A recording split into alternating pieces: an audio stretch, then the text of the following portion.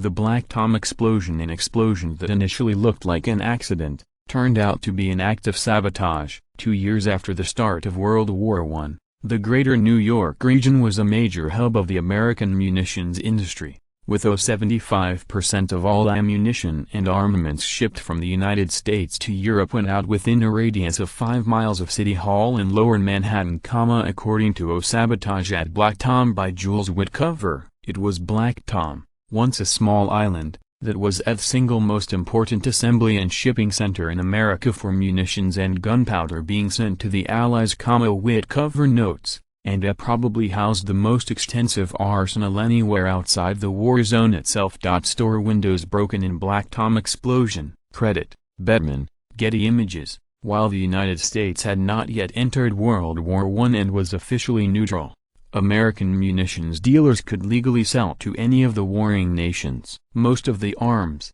however, were going to the Allies, Britain, France and Russia, because the British Navy had blockaded Germany. The first of the Black Tom explosions was felt at 2:08 a.m. followed half an hour later by a second blast. At least 5 people were killed, including a baby in Jersey City who was thrown from his crib, and there was an estimated $20 million, the equivalent of some $500 million today, in property damage. Wrecked warehouses and scattered debris attest to power of an explosion. Credit, U.S. Army Signal Corps, Getty Images. The blasts also wreaked havoc at the site. As described by Whitcover, the Black Tom promontory was a charred ruin. 13 huge warehouses were leveled and 6 piers destroyed, and fires continued to eat their way through the remains and consume hundreds of railroads, cars and barges tied to the docks. At one point, a huge cavern was hewed out of the earth by the explosions of some 87 dynamite-laden railroad cars. The blast excavated a hole so deep that it extended below sea level.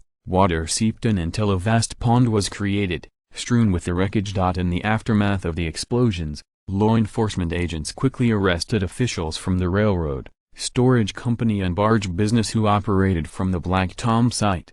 However, investigators were unable to determine whether the disaster was the result of safety violations by any of these officials. One thing the authorities initially seemed to agree on was that the explosions weren't the work of foreign saboteurs. It would take years for a persistent team of American lawyers to find sufficient evidence that showed that in fact the disaster had been plotted by the Germans. The lawyers sued Germany in the Mixed Claims Commission at The Hague, and in 1939 won the case. Germany, under the rule of Hitler, failed to pay up and the settlement was renegotiated in the early 1950s. The last payment was made to Black Tom claimants in 1979. Fire raging at National Storage House, one of plants blown up by the explosion and spreading of fire. Credit, Bedman. Today, the Black Tom site is part of New Jersey's Liberty State Park. Nearby at the Statue of Liberty, a legacy of the disaster remains. Due to the damage the statue sustained on July 30, 1916,